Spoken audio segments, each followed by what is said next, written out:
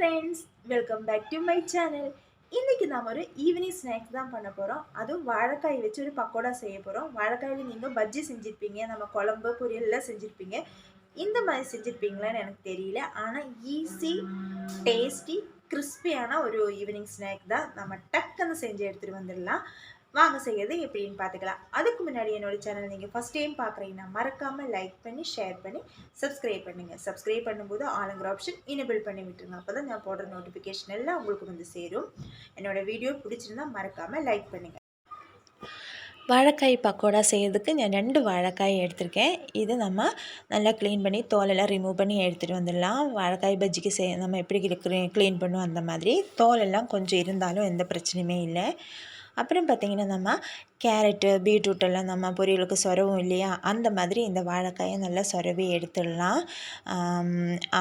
இது பார்த்திங்கன்னா உங்களுக்கு பார்க்கும்போது ஹார்டாக தெரியும், ஆனால் ரொம்ப சீக்கிரமாக நமக்கு சொரவ முடியும். இது நம்ம எப்போ பக்கோடா நீங்கள் செய்கிறீங்களோ அப்போ மட்டும்தான் இது சொரவி எடுத்துக்கணும். நம்ம அது முன்னாடி 1 மணி நேரம் முன்னாடியெல்லாம் சொரவிட்டு நீங்கள் வச்சிட்ருக்க வேண்டாம்.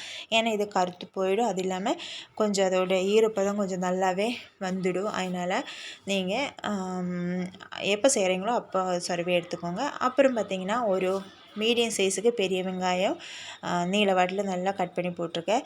2 பச்சை மிளகாய் எடுத்திருக்கேன். 1 குட்டி குட்டியாக கட் பண்ணியிருக்கிறேன், 1 நீல வாட்டில் கட் பண்ணியிருக்கேன். அப்புறம் கொஞ்சம் கருவேப்பிலை, கொஞ்சம் புதினா தழை கட் பண்ணி போட்டிருக்கிறேன். அப்புறம் பார்த்திங்கன்னா இஞ்சி பூண்டு பேஸ்ட்டு, அப்புறம் 1/2 டேபிள் ஸ்பூன் வரமிளகாய் தூள், 1/4 ஸ்பூன் மஞ்சள் தூள், 1/4 ஸ்பூன் பெருஞ்சீரகம் சோம்புத்தூள் இருக்கும் இல்லையா, அந்த சோம்புத்தூள் போட்டு ஒரே ஒரு ஸ்பூன் ஓமம் வாட்டர் போட்டிருக்கேன். ஓமத்தை நம்ம தண்ணியில் ஊற வச்சு அந்த வாட்டர் எடுத்து நான் போட்டிருக்கேன். இது பார்த்திங்கன்னா நம்ம பக்கோடாவுக்கு ரொம்ப நல்லொரு மனம் தரும். அது இல்லாமல் ஏதாவது பிரச்சனை, ஏதாவது ஜீரண கோளாறுலாம் இருந்துச்சுன்னா அது சரி பண்ணிவிடும். ஓமம் மஸ்ட்டாக நீங்கள் சேர்த்திக்கோங்க. ஒரு நல்ல ஸ்மெல்லாக இருக்கும். அப்புறம் இதுக்கு தேவையான சால்ட்டு நீங்கள் போட்டு நல்லா நம்ம பிசைஞ்சிக்கலாம். எல்லாம் ஒன்றோட ஒன்றா பிளற மாதிரி நம்ம நல்லா பிசைஞ்சு வச்சிடலாம். பார்த்திங்கன்னா அதிலே அந்த வெங்காயம் இதிலே அந்த ஈரப்பதம் இருக்கும். அதனால் நல்லா அதில் பிசைஞ்சு வச்சுக்கோங்க. அதுக்கப்புறம் இதுக்கு தேவையான நம்ம மாவு எடுத்து சேர்த்துடலாம். எல்லாம் ஈக்குவல் ரேஷியோவில் நீங்கள் எடுத்துக்கோங்க. ஒரு 1/4 கப்பு கடலை மாவு எடுத்துருக்கிறேன். அதுக்கப்புறம் அதே 1/4 கப்பில் அரிசி மாவு எடுத்துருக்கிறேன். அதுக்கப்புறம் அதே 1/4 கப் cornflour மாவு எடுத்துருக்கிறேன். எல்லாமே மாவோட ரேஷியோ எல்லாம் ஒரே மாதிரி நீங்கள் எடுத்துக்கோங்க. மற்றபடி வாழைக்காயெல்லாம் கொஞ்சம் அதிகமாக நீங்கள் சேர்த்துற மாதிரி இருந்தால் கொஞ்சம் சேர்த்தி மசாலாவில் அதை விட கொஞ்சம் கொஞ்சமாக சேர்த்தி நீங்கள் போட்டுக்கோங்க. பிகினர்ஸ் யாராவது இருந்தால் நீங்கள் இப்படி செஞ்சு பாருங்கள். அப்புறம் நம்ம இதில் தண்ணி எல்லாம் எதுவுமே சேர்க்கக்கூடாது. இந்த ஈரப்பதம் 2லுமே இருக்கும், வாழைக்காய் வெங்காயத்திலுமே இருக்கும். அதனால் அது இந்த மாவு இதெல்லாம் சேர்த்தி நம்ம இதிலே தான் பிசைஞ்சு எடுக்க போகிறோம்.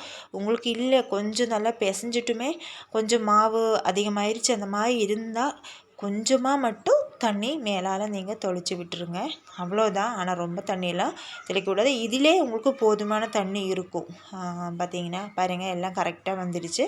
இது உங்களுக்கு விருப்பமான எந்த ஷேப்பில் வேணாலும் நீங்கள் போட்டு பக்கோடா செஞ்சு எடுத்துடலாம். நம்ம தட்டை எப்படி பண்ணுற மாதிரி தட்டி போடலாம், இல்லை உருண்டை பிடிச்சும் வேணால் போடலாம், உதிரியாக வேணாலும் போட்டுடலாம். அதெல்லாம் உங்களோட விருப்பம்தான். அது அப்படியே இருக்கட்டும். நம்ம அடுப்பை பற்ற வச்சு ஆயில் சூடாகவுமே இதில் நான் கொஞ்சம் உருண்டையாக வச்சுருக்கிறேன். அதையெல்லாம் நம்ம போட்டு நம்ம பக்கோடா மாதிரி நம்ம செஞ்சு எடுத்துடலாம். இந்த உருண்டையெல்லாம் நம்ம அதுக்குள்ளே போட்டு அப்போவே நீங்கள் திருப்பி போட வேண்டாம். ஒரு 2-3 நிமிஷத்துக்கு அதை அப்படியே விட்டுருங்க.